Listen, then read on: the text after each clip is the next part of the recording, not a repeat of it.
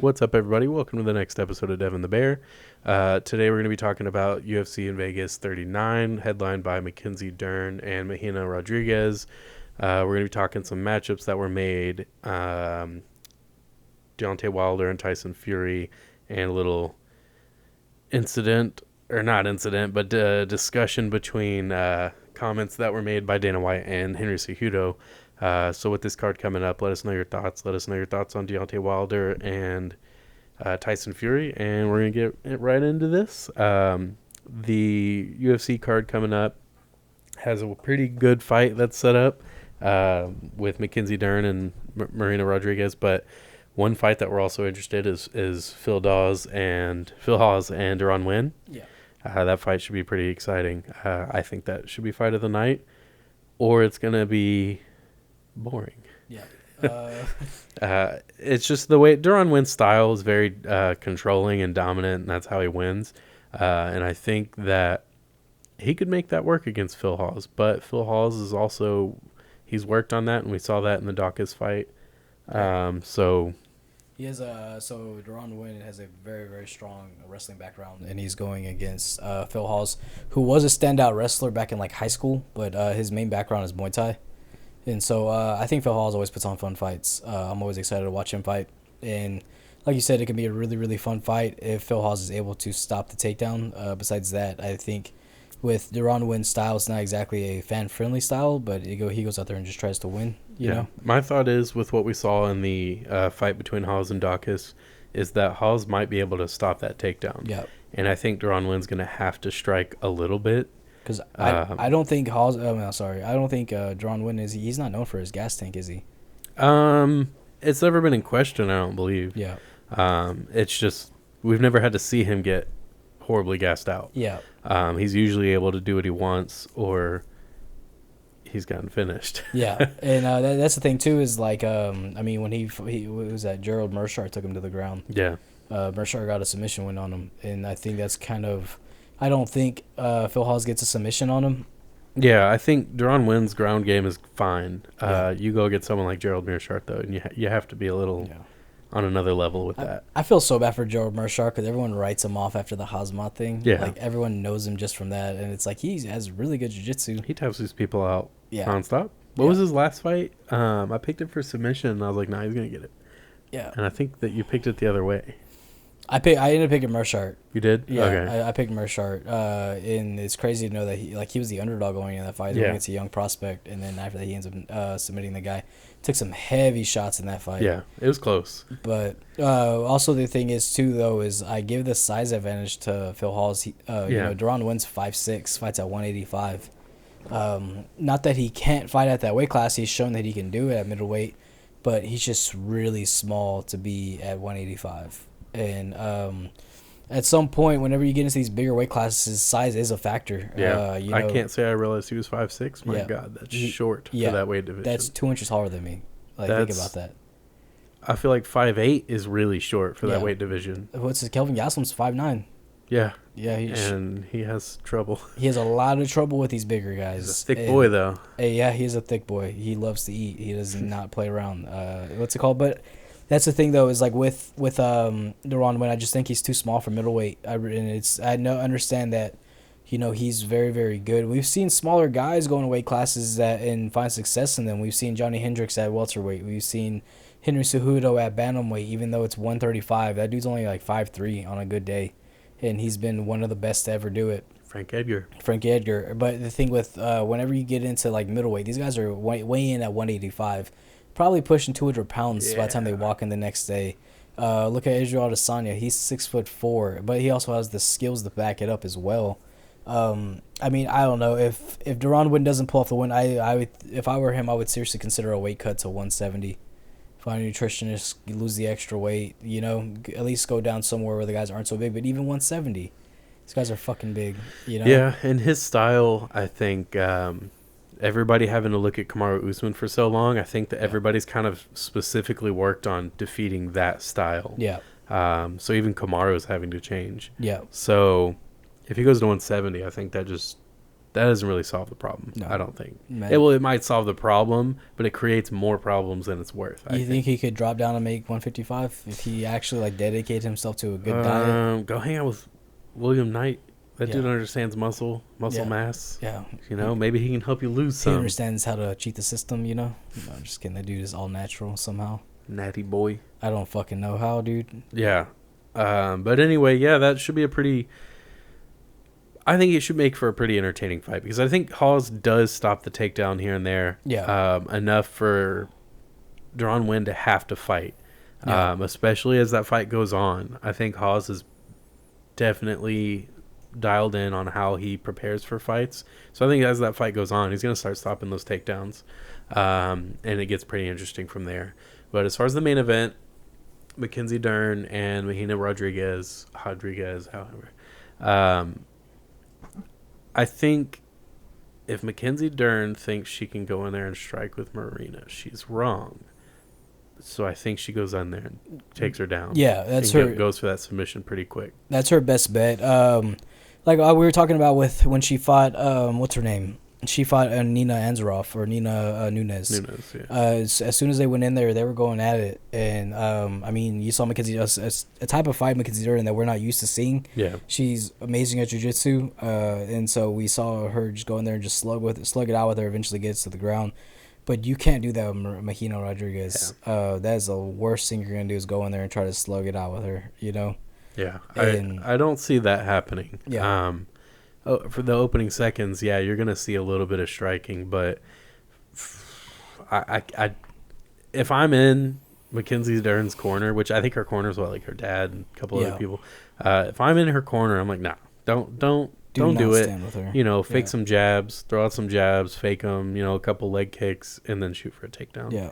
Don't play that game with her because you want to set the pace for the fight. You don't want the pace to be not in your favor from the get-go. But the thing is, though, is like what I wonder too, though, is she going to be able to disguise the takedowns? Because Mahina, all she's gonna have to do is just keep her distance and not engage with her. You know. Part of keeping the distance, though, is throwing kicks. Yeah. Can't throw kicks against Mackenzie Dern. She'll trip you. She'll take that ankle. Yeah. She'll ankle pick you. You know. So. Yeah. So it's an interesting one. It's an interesting matchup, and I think with this. Either of these girls who win, I think they're knocking on the door of a title. Yeah, I believe so. I agree. So this one's definitely one to watch if you're following the title lines in the women's divisions, which is hard because the champions are just insane. Because so the problem is as well though is so we know that Mahina can make 115. You know. And this fight's gonna be out because her last fight was at flyweight because it was such a late notice fight. Both fighters agreed to take it at 125. Yeah. And so the thing is though is Mackenzie Dern make the cut to 115. It's been obvious she's struggled with that weight cut. Yeah. She missed 7 pounds one time. Do you remember that fight? Kinda, yeah. Did she lose? No, she won. She won. I meant she won, right? She won. She always, because she misses weight and she still wins. Like, the thing is, there's no punishment for these fighters who are missing weight. Yeah, they cut, like, a little bit of their pay, but there's got to be a bigger repercussion for something like that. Because that involves the sport and not the pay. Mackenzie Dern's not doing anything significant, like, since, with what she's going. Like, yeah, she's on a win streak right now. She's on a 4-5 win streak. And 3 of them are by finish. But the thing is, though, is no one's like, oh, man, like, Mackenzie Dern's fighting. Like, I got to tune in for that. You know, like, she hasn't missed weight since, since 2018. But she missed by 7 pounds. Amanda Cooper still took the fight. And I don't know, man. She's missed weight a lot, dude. Like, even before if you miss weight by more than a couple pounds, it's pretty bad. Yeah, she's been missing weight since she was out before the UFC. So I think she might have it under control now. She's weighing in at strawweight, making weight. But it's just that's gonna be the main question: is Mahina gonna take the fight still if she misses weight? Because they give them that option. Because she's not missing by a small margin. She's missing by a lot. And this is one where, again, there could be a lot on the line. So if you take it, and it's kind of a gamble. If you take it and she's already heavier than you, she goes in there a little bit more together than you are because you had to cut weight properly, then, maybe it's not something you want to risk. Yeah. So, I mean, we'll just wait and see. But yeah, let us know your thoughts on that card. And now we're going to start talking about some matchups that were made, or ones that we already knew were going to happen, but they got happen. Yeah. They've been done. Francis Ngannou and Cyril Gane have been set for January to fight. It's a long time from now for something that exciting. Yeah. It's a long time. Why are they going to do us like that? They got too many stack cards in November and December, so they do have a lot of stack cards. And so with that fight, I was going to point this out to you. Cyril Gane is the opening favorite. Really? Yeah. That's weird. Yeah, he's the opening favorite for that fight. Ngannou was the underdog, but just by a little bit. That's really weird. I'm very surprised by that. I agree. Yeah. If I'm being honest, but I would never have expected, the odds. Is it the Vegas? I'm sure. Yeah. Odds. Yeah, I would never have expected them to pick the Gane over Ngannou. That's pretty weird. Yeah, I saw that and I was like, oh shit, like that's kind of surprising to see, but I don't know. Like we talked about, like I feel like it just makes sense though. When you look at the way that Gane, what he does to these guys, he just picks them apart. He was too technical for him, and so I mean that's a fight I'm ready to see. Yeah. We gotta wait till freaking January. Yeah, I'm like, dude, really? I the way that I want that fight to go, I don't want Francis to lose, but I want Cyril Gane to win by flying triangle. That would be insane. I mean, come on. Flying triangle? Who would say no to that? I want to see a flying knee land. He throws them a lot. He throws them with ease. Yeah, throw a flying knee and then back up and fake another one. Get Francis to throw his arms up and then he could go for that flying triangle. I wonder, dude. I don't know. I kind of want Gane to talk more about like what he thinks about Ngannou, but he's always super respectful. Yeah. They've trained together before, and I mean they seemed like they had a good time when they were training together. Yeah, they seemed like they were cool. I mean, it just is what it is. I know that Gane is training over at the MMA Factory with Ngannou's former coach, and there was some stuff that happened there. Apparently, Ngannou didn't pay, but Fernand came out and said it wasn't about the money. It was just about forgetting where you came from. That was the issue. And Ngannou's a sexy boy now, right? Yep. He doesn't need to buy bigger shirts. Yeah. So, yeah. It's a fucking... what else has been made? The Kevin Holland and Kyle Dawkins fight has been made for a rematch in November. And that should be... I mean, it's really unfortunate the way that last fight went the other night. But with what we saw, do you think it's an exciting fight? Yeah, I think so. I still think so, too. I know some people were like, I don't think Holland was going to win that fight, and I don't understand that. I feel like it was too soon to tell, though. Yeah, he went in there and did what he normally does. Yeah. I think I see where they're coming from, but in the sense of Dawkins was able to get his arms around him and kind of pin him down, and we didn't want to see that. But it's like, hey, Kevin Holland worked on his takedown defense. Yeah. That's what matters. I feel like it was also at a stalemate. Like, Dawkins was kind of like, okay, let me get a hold of him. And he was able to he got him in like a reverse full Nelson, it looked like. And that might not be the right fucking term. I'm just guessing. There's another term for it as far as MMA goes, but yeah. And so... we know what you're saying. Yeah, he had his arms tied up, but... I mean, it was like I said, it was more of a stalemate. It was still way too soon to tell. All we saw was Kevin Holland stuff the takedown. And so it's like, okay... what's going to be next for this fight then? And then when they're standing there, they end up clashing heads. One of the things I was telling Zach is like it's Holland was at orthodox and Dawkins was out southpaw, and typically whenever you have that, the guys will clash heads a lot whenever they go to throw their power hand, and it just they throw the backhand and then they clashed heads. It happens, but I think that rematch makes sense though. I mean, it definitely makes sense. But I do think it's more exciting than it was before. Yeah. Because now they have a reason to be really into this fight. Yeah. Because before it was just like, this is another fight. Got to take it seriously. But, this is just another fight, another notch on journey getting there. But now it's kind of like, no, you want to go in there and make this fight a fun one. You want to make it better than that. You want to give the fans what they missed out on before. So I think that one will be really fun. Yeah.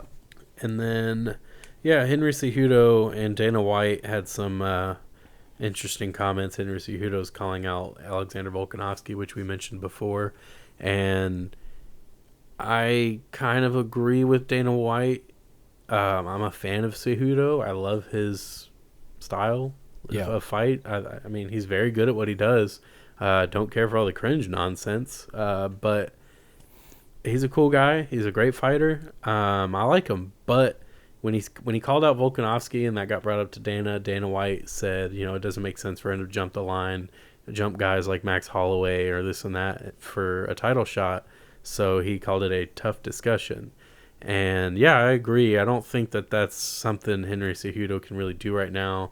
You hadn't fought in how long? Yeah. And now you want a title shot? That just doesn't make sense to me. And I always try to have that continuity to where I'm consistently saying I don't believe fighters should just be given title shots. It doesn't make sense to me. Yeah. Same with Nate Diaz in the welterweight division. I don't understand why he would be given a title shot. But they're always angling for it, it feels like. Jorge Masvidal. Doesn't make sense that he can just go get title shots when he wants. Yeah, and I think that he proved, in his fight against, what's it called? In the rematch against Usman, it was right there. It was like, we shouldn't have given this guy the fucking rematch. And so now he's calling for it. I'm in and out of Hunter's office, who's another matchmaker, trying to get a fight because I'm trying to get back to the title. And then it's like, well, obviously he's not going to book you for a fight that gets you closer to the title. You just got knocked out by the champion, and we haven't seen you return since. So I don't like stuff like that. So with Henry, I wouldn't mind seeing him come back, but you're gonna have to fight someone like freaking, I don't know, someone else, man. Giga Chikadze, dude. Yeah, that'd be interesting actually, because if Giga throws that leg up there, Henry's probably gonna take him down. Yeah, and it's nothing against like with Henry's skill set. It's just you're trying to skip the line. It's like I understand what you did in flyweight and what you did at bantamweight, but then again, it's just like I don't know. Like it's not that I'm not impressed by it, but it's more just like at flyweight you won the belt from Demetrius Johnson in a fight that could have gone either way. Yeah, that Demetrius Johnson was like, no. I personally, if I remember right, I feel like Demetrius Johnson won that fight. Yeah, and then you fight a drawn out Tito Dillashaw, and I understand he was on steroids, but it wasn't like. He wasn't even on steroids. He was on fucking performance enhancing for cardio. It's so you fight a drawn out Tito Dillashaw. You go up to bantamweight. You beat Marlon Moraes. Okay, you know what? Now you just proved your point. Then you fight Dominic Cruz, who hasn't fought in 4 years, and then it's like who for some reason got a title shot. Yeah, who shouldn't have got a title shot at all. And that showed in the fight. I mean, he looked like his old self, just slow. He looked terrible. Mouth hanging open. What's it called? I thought the second it started, but I do think Henry was able to shut down whatever Dominic was going to try to do. Yeah. And then so it just says how good that Henry Cejudo is. But to call for the title shot at 145, it's like, look, man, like I understand you did this whole King of Cringe thing, and you're like, this is going to work. This is going to get me paid. First of all, it didn't work. Like I don't know any like fans who really don't watch that were like, hey, dude, I saw this guy Henry Cejudo. I would say if it worked for anyone, it's for people who don't watch. Yeah. If anyone watches regularly, they're fight fans, not Conor McGregor fans or whatever. They're not casuals. Saying that word a lot in the last couple episodes. But for people who are fans of the sport, they don't want to see the slamming the snake around and the freaking king robe and crown around the trouser snake. What are you doing, man? Nobody cares to see that. No one wants to see the freaking diapers on the belt. Like, that's stupid, man. Like, you're a great fighter. Why do you need these things? Why do you do this? It's not you at all either. Yeah, like I don't really think that this works for the so-called casual fans either, though. I really don't. Like, I have a friend of mine. He tunes in, but like I would consider him a casual, right? And so not in a bad way, but it's just like he doesn't keep up with the sport that much. And like has not asked me one time about Henry Cejudo, and he listens in too. How long? Well, I mean, it doesn't matter because I agree with you. Yeah. Because you look at Henry Cejudo's fights or the pay-per-views he was on, Were they really high selling? No. No, never were. There's a reason why I think his highest one was either T.J. Dillashaw or Demetrius Johnson. Dillashaw wasn't a pay-per-view. It wasn't a pay-per-view? No, it was the first as far ever as views, like, I feel like that one was one of the highest, one of his higher fights, viewed fights. First ever ESPN exclusive card by the UFC, you know? So yeah, for him to call out Volkanovski, it doesn't make sense, especially after a performance like that. It's just, it just really seems like he's just going out there saying, hey, I'd fight that guy. He called for that fight before he retired, though, but you gotta understand, it's like, you're not a draw. Yeah, you know? And even if you were, yeah, back then, which he was and he wasn't, I don't. But even if he was, yeah. It's been years, man. And if you look at the Dominic Cruz fight, that card was headlined by Gaethje and Ferguson. But then again, with that fight, that was the first fight card we had in like 2 months. People were stuck inside. It was middle of the pandemic, so people bought that fight, you know. And but he was calling for that fight since before he retired. And the thing is though, is if you're gonna keep calling for fights, you're gonna talk shit to all these other champions that are in divisions and stuff like that. Why'd you retire then? Yeah. If you're gonna it's same exact thing with Khabib. It's like, if you're gonna talk that shit, why did you retire? Yeah. If you're gonna still claim you're the best in the world and you're this and that, then it's like, why? So, I really fully feel that though, when Henry Cejudo decided to retire is because he wanted to get more money when he came back, and now he's seeing that it wasn't a good idea because Dana White doesn't give a fuck about him. Dana White doesn't care. I mean, look at it this way: if you had to do the whole cringe character to build up the hype for your fights, yeah. What makes you think you could retire and then come back and ask for more money? Yeah. Maybe not ask for more money, but ask for a title shot. If you had to build a character around your style, it's not working. And I think the same goes for Demetrius Johnson. He just doesn't try to build a character. He just is who he is. But I think he knows his style just isn't really... I won't say his style. His personality isn't what draws people in. So his fighting should speak for itself. Bless you. Thank you. His fighting should speak for itself. I think it does, but apparently it doesn't because a lot of people wouldn't tune into his fights. Yeah. So he understood that, and he didn't argue when he didn't get re-signed. He moved on and went somewhere else. Yeah, which like the whole thing with him getting traded to one was like his choice as well. Though he said he was more than okay with it because. He knew that the Japanese crowds respect the smaller fighters. He's like, they respect him. Like, I'll get paid more over there. Well, that's all I'm saying is he saw it for what it was. Yeah. Cejudo may not be. So. Yeah, and then when he turned down the fight with T.J. Dillashaw, fucking Dana White threatened to shut down the whole flyweight division. Yeah, I remember. And it's like, God, you're such a piece of shit for that. Like, why are you gonna shut down a whole division because your champion doesn't want to fight? He also threatened to shut down the division whenever if Demetrius Johnson beat Cejudo. Yeah. He said he's probably gonna look into shutting it down because he was like, people just aren't tuning in to watch these fights. Yeah. And then Cejudo won, and then it got exciting for a little bit. Yeah. So he was the guy who saved 125, but again, like, he had to build a character just to be exciting. But it wasn't exciting. Like, he kind of labeled that himself though, saved 125. Like, I don't really think he saved 125. We saw a new face, and then after that, he defended it one time, and then he never defended the belt again. We went months. Well, like I said, Dana White straight up said, if Demetrius Johnson wins, we're probably going to have to shut down. He just didn't like Demetrius Johnson. And I agree with that. But I'm just saying, it's a fact that he said that. Yeah. And Cejudo won, which, stops Dana White from trying to shut it down. Yeah, because there was already fighters getting laid off in the flyweight division. Yeah, a lot. Yeah. And they were like, oh, no, we're cutting down because we're probably going to have to shut down the whole division. And it's like, why? Yeah, why are we having these cutbacks with all the money you supposedly make? Yeah. Yeah, this was before the pandemic, too, so you can't say that the fucking pandemic messed that up. So. So now we're going to talk about the Deontay Wilder-Tyson Fury trilogy fight. And I just don't get it. No one does. I think everybody that's tuning in knows that, feels that Tyson's going to go in there and beat him again. Yeah. And we were just watching it earlier, but when asked, what does he feel he has to prove, they said, obviously you have something to prove in this fight. And he goes, no, I don't have anything to prove. It's like, Deontay Wilder, you absolutely have something to prove. You have a lot to prove. You spent over a year, almost 2 years, getting this fight. Maybe not almost 2 years. You spent a year trying to get this fight. Yeah. And it's the third fight. You fucked with the heavyweight picture so much. Because we were finally going to get Tyson versus Anthony Joshua. And now we're freaking, who knows if we're ever going to get it. And if we do get it, does it even matter anymore? It doesn't matter anymore because Usyk just fucking beat Anthony Joshua. Yeah. So, yeah, Deontay Wilder winning this third fight after losing the first two, one of them very decisive for Tyson Fury. Yeah. It makes no sense, especially if he goes in there and loses again. It's like, all right, you're just padding Tyson Fury's stats now. Thanks, pal. Yeah, it's such a I don't know, man. And I know a lot of people want Deontay to beat him. It's like why? Why do you want him to win? Yeah, I like Wilder to a degree. I think he's fun to watch. Yeah.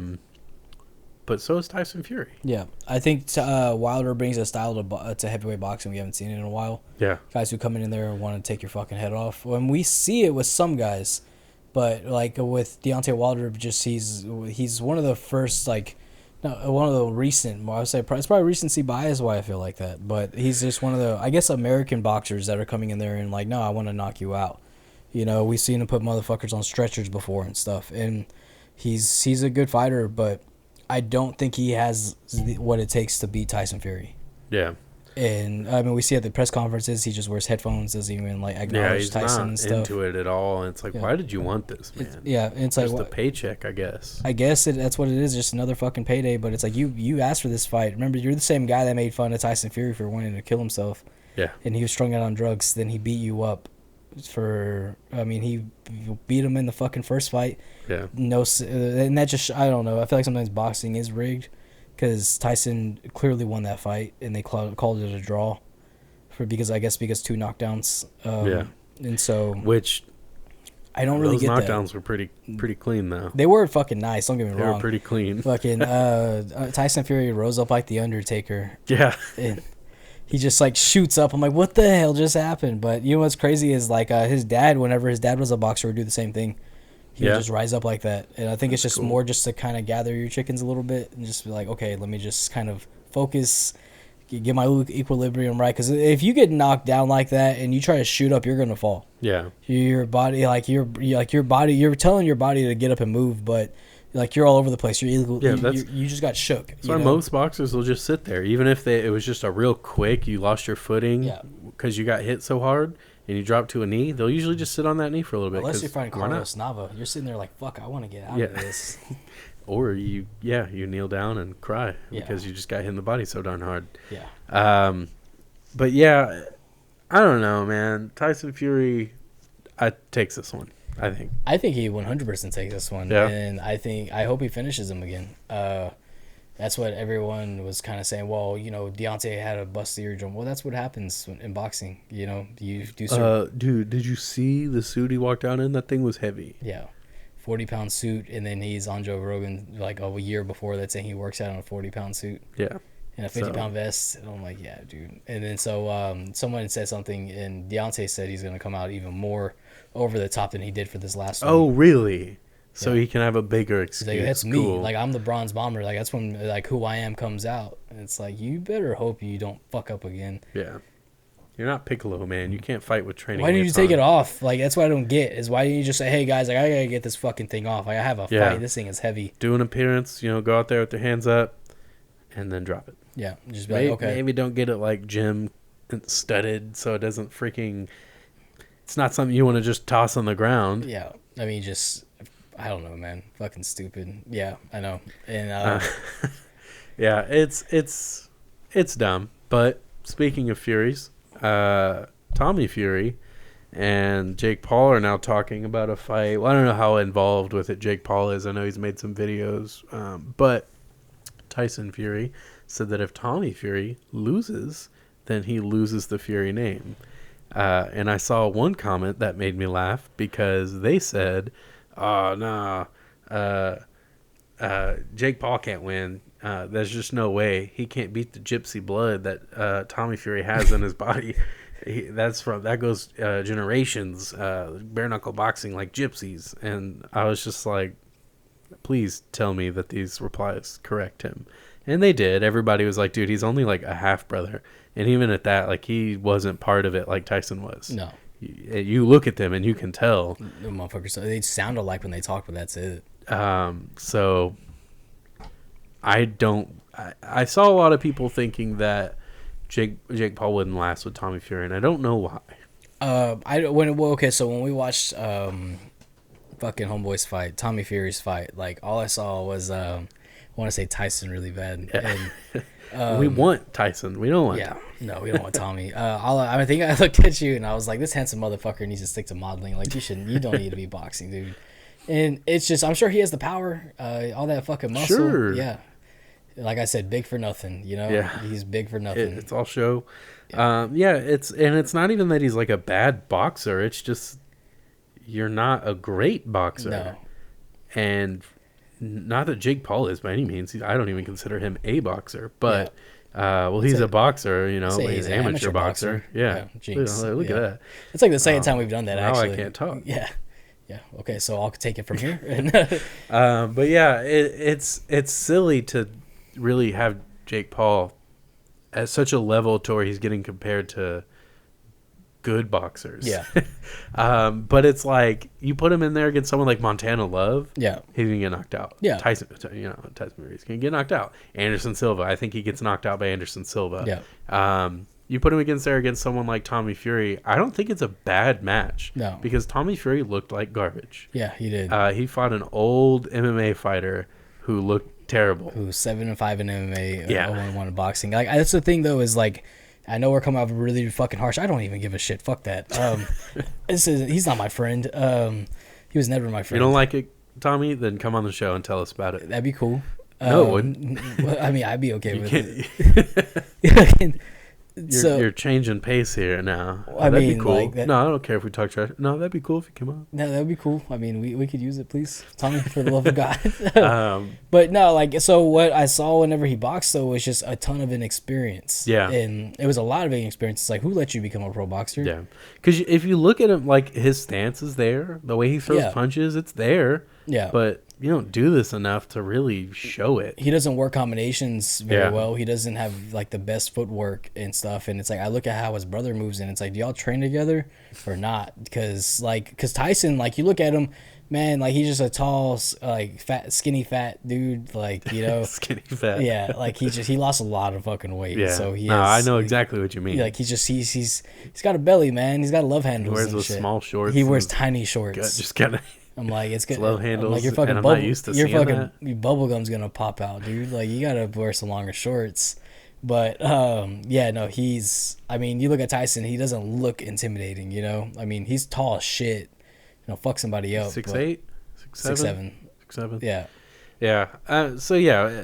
Tommy Fury. But Tyson moves so much better than him. Yeah. Yeah. It's because he's a boxer. Yeah. A good boxer. Great boxer. Yeah. But yeah, Tommy Fury, if he were to fight Jake Paul and lose, I think it's awesome that I hope Tyson means it, that he would lose the Fury name legally. I hope he means it. Yeah. That's tough call to make, but you know, if they fight, it's going to decision if they fight. That'd be embarrassing. That would be embarrassing. Very embarrassing. Imagine going to decision. Yeah. Tyron Woodley. Yeah, and just standing there and looking at him, because that's pretty much what the frozen one. Yeah, that's pretty much what Tommy Fury did with his opponent. Exactly. So yeah, you put them in a fight. I don't think it's a bad one, but it's not a good fight. And I don't think Jake Paul looks horrible in that fight. I don't think he looks great either. I don't think Tommy Fury, same thing. I don't think he looks great. I don't think he looks bad. Yeah, I think we see two guys who think they're great boxers, and they go in there and they look like amateur boxers, and it's like, oh, we paid money for this. Yeah. I mean, I don't know. My expectations are very high with Jake Paul. Like I said, it's all entertainment, you know. Yeah, and I'm fine with that. But it's when he starts saying like, "Oh, well, I'm a great boxer. Y'all don't know the work I've been putting into this." And it's like, oh, hold up, buddy. I don't think you know the work that the real boxers have been putting into this. Yeah. Like I completely believe he's put in a lot of work and a lot of training into becoming what he is right now. But compared to people that have been working their whole lives at being a great boxer, like we talked to Carlos Nava. Carlos Nava is younger than Jake Paul, but has put in a decade more years of work into it. Dude trains 3 times a day.